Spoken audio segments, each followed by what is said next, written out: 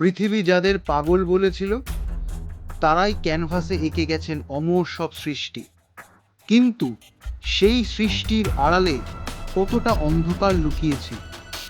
আমি সুমন, আর্টিস্টিক মিডিয়ায় আজ আপনাদের শোনাবো বিখ্যাত শিল্পীদের গোপন ডায়েরির কিছু পাতা।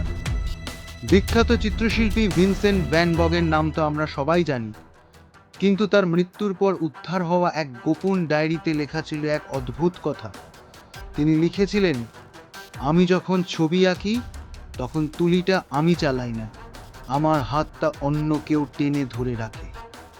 মৃত্যুর ঠিক আগের দিন তিনি যে শেষ ছবিটি এঁকেছিলেন সেটার পিছনে রক্তের দাগ দিয়ে একটা লাইন লেখা ছিল, ওরা আমাকে ক্যানভাস থেকে ডাকছে, এবার আমাকে যেতেই হবে। ভ্যান গগ কি মানসিক অবসাদে ভুগছিলেন, নাকি তার ক্যানভাসের ওপারের দুনিয়াটা সত্যিই ওনাকে টেনে নিয়েছিল?